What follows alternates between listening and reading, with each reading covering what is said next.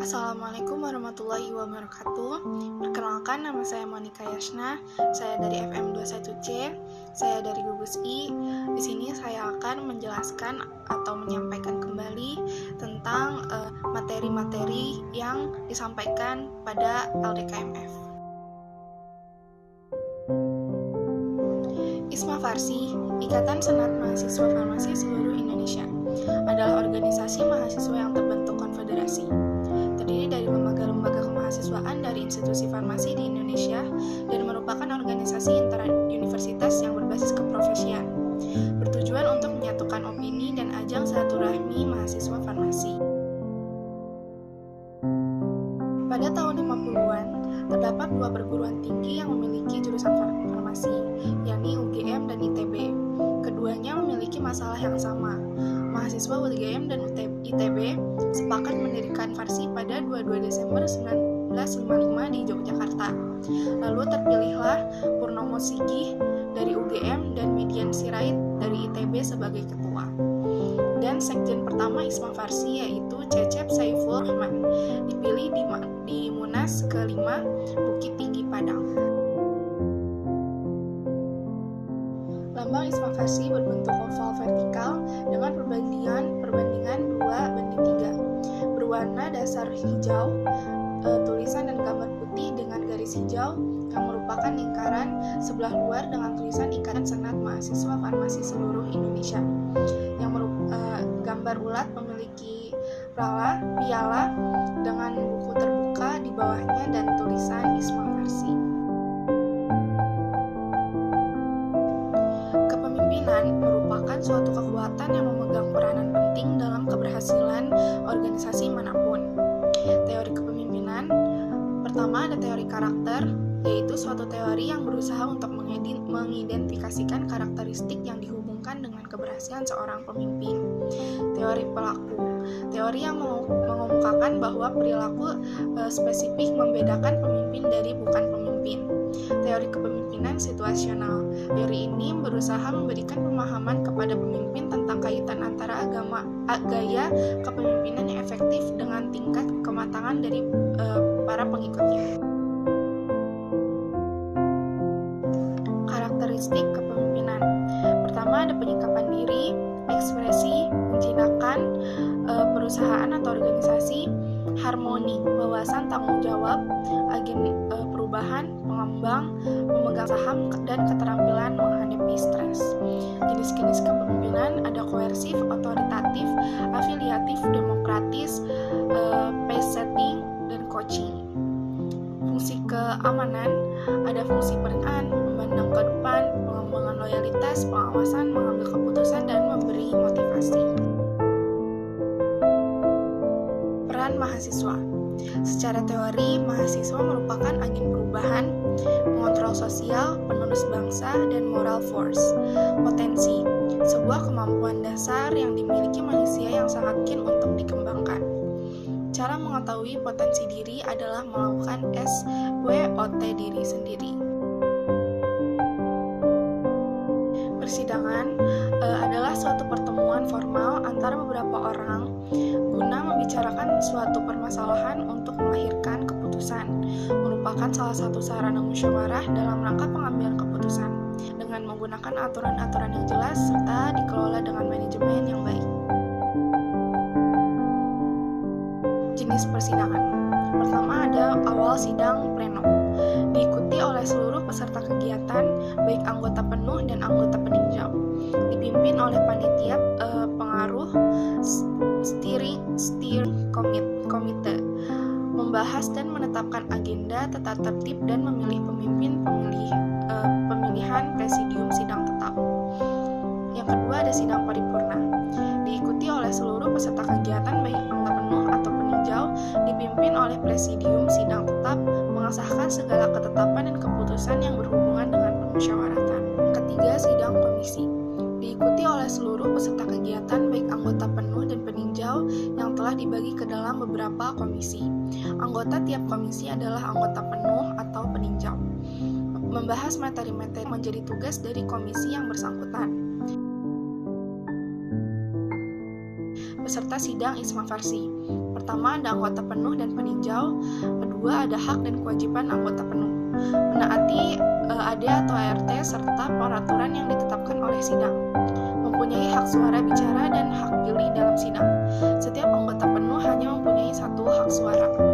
Hak dan kewajiban anggota peninjau, menaati AD atau ART serta peraturan yang ditetapkan oleh sidang, tidak mempunyai hak suara dan hak dipilih, memiliki hak bicara dalam sidang dengan persetujuan pimpinan sidang. Pimpinan sidang, tugas dan peran: menegur peserta sidang yang mengganggu, menentukan peserta sidang yang berhak mengeluarkan pendapat. Kewajiban: menghargai pendapat, merespon setiap pendapat, menasihati peserta yang tidak beretika, memutuskan setiap keputusan dengan bijak, netral dan tidak subjektif. Pimpinan sidang 1 memimpin sidang, pimpinan sidang kedua membantu jalannya sidang, menghitung suara, dan pemimpin sidang ketiga membuat notula rapat. Istilah-istilah dalam sidang.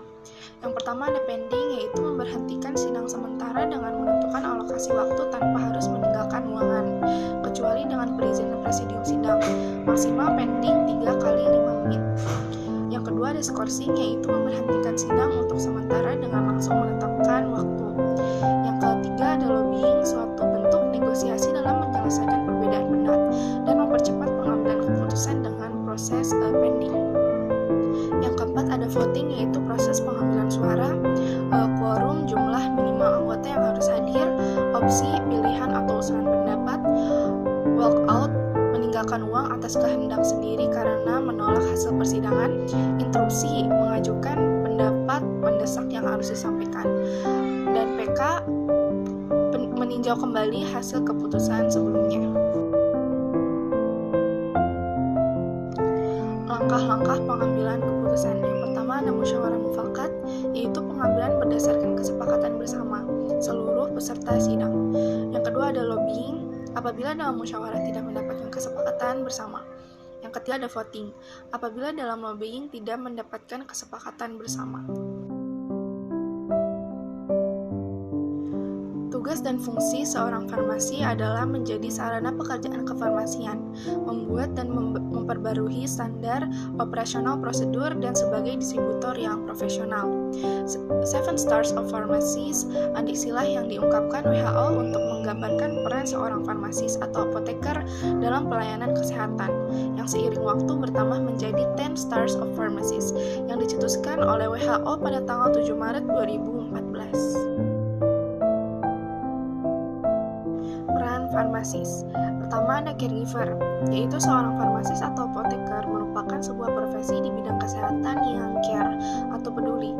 Farmasis yang berinteraksi langsung dengan pasien maupun masyarakat luas meliputi peracikan, pemberian konseling, konsultasi, visit, dan monitoring. Dua, ada decision maker. Seorang farmasis harus dapat menentukan setiap keputusan yang akan diambil mengenai hal-hal yang berada di lingkup kefarmasian yang bertujuan meningkatkan mutu dan kualitas seorang farmasis. Yang ketiga ada komunikator. Kemampuan komunikasi yang baik ini sangat diperlukan dalam hal seperti PIO, konseling, dan edukasi obat pada pasien. 4. Ada manajer. Harus dapat mengarahkan dalam hal kemampuan manajemen mengelola orang-orang dalam tim agar dapat bergerak menuju kemajuan. Kelima ada leader. Mampu menjadi seorang pemimpin, mempunyai visi dan misi yang jelas, dan dapat mengambil kebijakan yang tepat untuk memajukan institusi atau perusahaan atau lembaga yang dipimpinnya. Yang keenam ada lifelong learner. Harus memiliki rasa semangat belajar karena keilmuan tentang kesehatan terus berkembang dari waktu ke waktu, sehingga diperlukan pembaharuan mengenai pengetahuan dan kemampuan. Yang ketujuh ada teacher, yaitu mampu mengedukasi pasien, masyarakat, maupun tenaga kesehatan lainnya terkait ilmu farmasi dan kesehatan.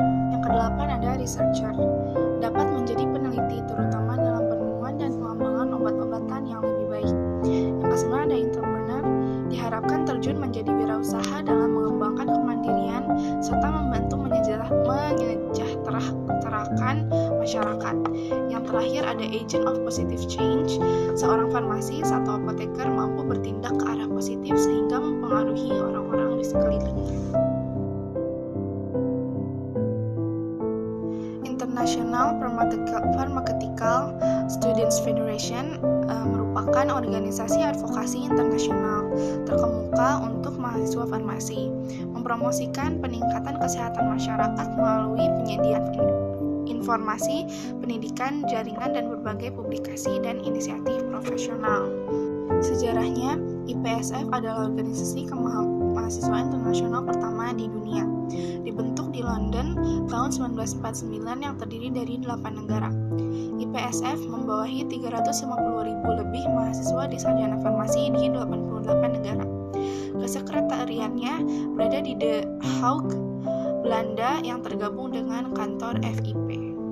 Allied Organization-nya ada WHO, ada IFPMA, ada UN, ada UNESCO, ada A4HP, dan ada FIP.